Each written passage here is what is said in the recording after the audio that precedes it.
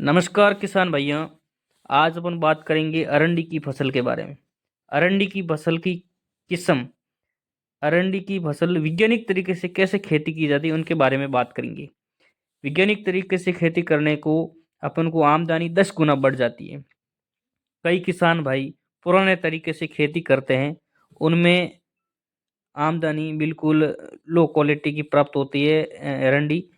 और वैज्ञानिक तरीके से खेती करने के लिए नव भारत 22 किस्म की अपन को अरंडी की बुआई करनी चाहिए और पौधे की दूरी कम से कम 6 फीट होनी चाहिए। इसलिए अपन को ध्यान रखना जरूरी है। वैज्ञानिक तरीके से खेती करने के लिए अपन को कौन कौन से होने वाले रोगों के बारे में भी जानकारी होनी जरूरी है। तो अरंडी की फसल में एक विल्ट रोग होता है, जिसमें पौधे की निचली पत्तियां सूख जाती हैं, ऊपरी पत्तियां मुड़ जाती हैं। और इसके अलावा ग्रे मोल्ड फफूंद रोग भी होता है। इसके अलावा फोटोथेरेपी शील्डिंग ब्लाइट नामक रोग होता है। और एक फूलों का झड़ना और सेमी लूपर इल्ली और दीमक आदि प्रकार के रोग होते हैं।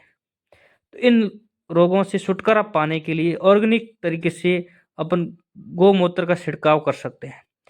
गौमूत्र एक टॉनिक रूप से काम आता है और कीटनाशक रूप में भी काम आता है अरंडी की फसल में।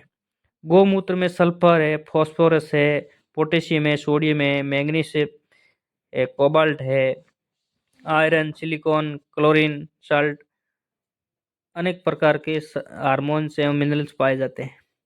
गौमूत्र में 95% वाटर होता है और 2.5% नाइट्रोजन भी होता है, 2.5% मिनरल और एंजाइम हार्मोन भी होता है।